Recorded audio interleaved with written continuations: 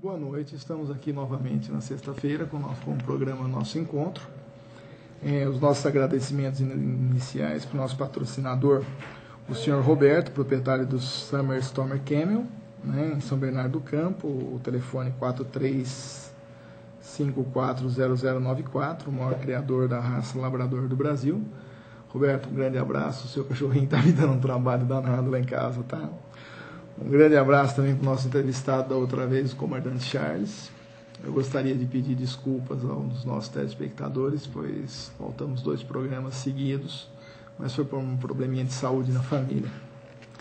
Mandar um grande abraço para o meu amigo proprietário da CAGE, Dr. Antônio Fernandes, que é na rua Senador Feijó, 72, quarto andar, sala 42, no Centro-Sé. Telefone 3207-7795, e eu tenho muito orgulho de tê-lo trazido aqui para o Orkut TV. E além de um apresentador, se transformou em um grande amigo nosso. Fernando, um grande abraço para você, para sua esposa e para sua filhota que está aí contigo. Você que está acompanhando o nosso programa. Certo? Um abraço também para um grande amigo Renato Rodrigues e a sua companheira, a doutora Adriana, advogada, criminalista. Os próximos entrevistados nossos, que já confirmaram presença no nosso programa, infelizmente, devido ao meu atraso aqui desses 2 programas, deu uma bagunçadinha na nossa agenda, que isso, se Deus assim permitir, não se repetirá nunca mais. É o Dr. Roberto Caetano Miraglia, que faz parte da Sociedade Brasileira dos Médicos e Escritores. Ele é um advogado tributarista com vários livros escritos no assunto e é da parte não médica da Sociedade dos Escritores. Aquele seu livro, A Pizza Literária, ficou muito bom, Roberto. Meus parabéns. O Dr. Marco Antônio Desgualdo, que é o delegado titular do DEIC. O Dr. Maurício, assessor de comunicação, nós já conversamos. O Dr. Maurício Rodrigues. Esta semana nós já estaremos entrando em contato para marcar, assim que possível, a sua presença aqui. Os outros convidados que já acertaram a sua vinda através da sua assessoria de imprensa é o Rabino Sobel, o Dr. Mafei Dardis, o prefeito Gilberto Kassab, que assim que ele conseguir acertar a sua agenda tão complicada, tão corrida, ele vai nos honrar com a sua presença, o vereador Floriano Pessar, o Dr. Anderson Zenidarce, como eu sempre falo, um dos maiores psicólogos desse país, que está me devendo a sua visita, e nós vamos conversar amanhã para a gente encaixar a sua agenda de qualquer jeito, que eu faço questão de tê-lo aqui, como toda a rede Orkut, o Dr. Paulo Maluf e o Dr. Arlindo Quinalha. O nosso programa a gente sempre insiste, sempre toca, toda semana já acaba se tornando algo até repetitivo, porém a gente não pode deixar sempre de lembrar e sempre lutar. Essa vai ser a nossa bandeira. Nós sempre continuaremos brigando e defendendo a pequena, média e microempresa. Essa empresa que mais sofre com essa reforma tão prometida, que essa reforma tributária, e todo mês nós vamos nos bancos recolher os nossos tributos, quase sempre enforcando e esganando a empresa. Toda vez que você vai contratar um novo funcionário ou uma nova pessoa, dói no coração a quantidade de tributo que isso custa para a gente.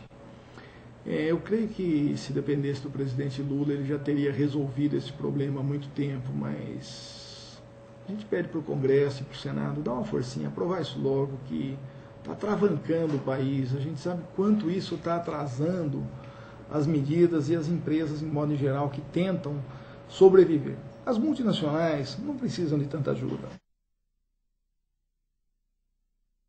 Do BNDES, como mesmo declarou recentemente.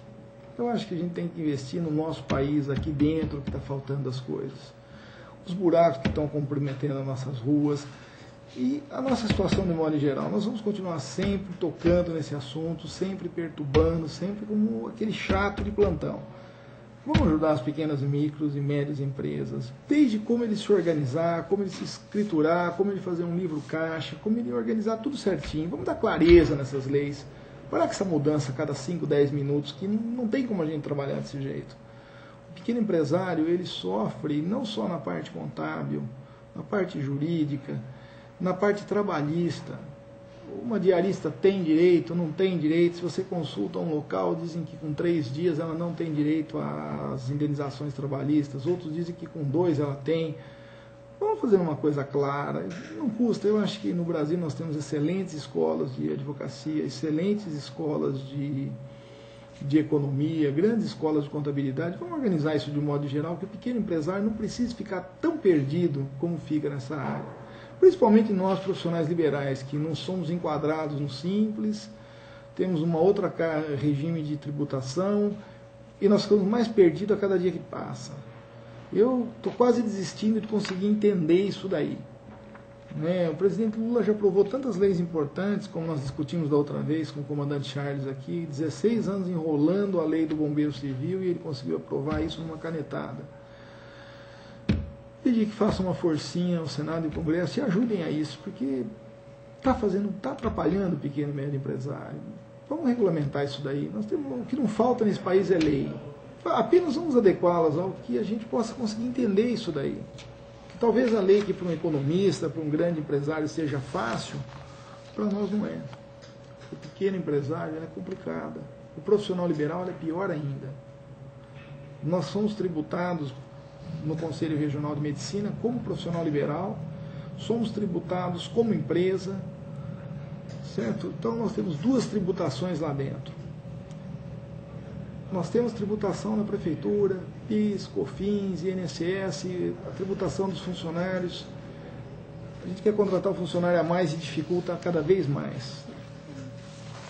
Todas as revistas que a gente tem acesso hoje no Brasil falam-se em corte de pessoal e em demissão.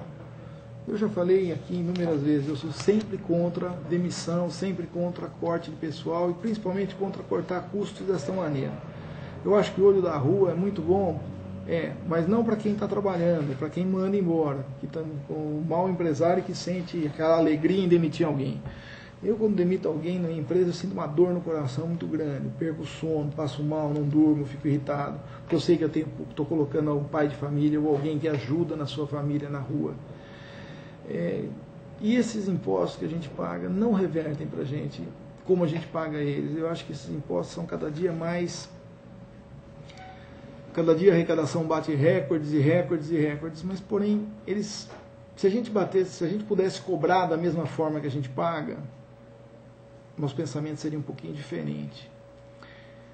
Eu que gostaria de apresentar o convidado dessa noite é o senhor Hélio Caxias. Tá? O Hélio é empresário, personal e profissional coaching, analista de sistema e especialista em web marketing. O Hélio, nosso querido amigo aqui, ele é responsável, ele é sócio-gerente, sócio-proprietário da comunidade Unet Global, uma empresa de serviços pela internet, e especialista em web marketing também. Hélio, seja bem-vindo, os microfones da Rede Orkut estão abertos para você. Essa sua apresentação aqui conosco. Boa noite, Dr. Pedro. Boa noite. Agradeço o convite do senhor para essa entrevista. Boa noite ao internauta e às pessoas que estão nos assistindo agora. Vou falar um pouco sobre a comunidade e um pouco sobre o que é o coach, né? O que é o personal e profissional coach. Muito obrigado, senhor. Então fala pra gente, eu desconheço um pouco do assunto, para ser sincero, acho que eu desconheço todo o assunto. O que é o coaching? Coach, Dr. Pedro, coach é uma ferramenta que vai aumentar sua performance para atingir um objetivo, uma meta. Nós trabalhamos simplesmente no foco, né? Se você tem um objetivo, você vai alcançar através de foco nesse objetivo que você tem. Isso que é o grande problema das pessoas. Elas têm um objetivo ou acham que têm um objetivo e ficam vagando, não fazem as coisas para acontecer e chegar naquele objetivo. O coach ele trabalha nisso, sempre visando o foco e que ele vai realmente chegar no objetivo desejado. Hélio, se eu posso te chamar assim, né?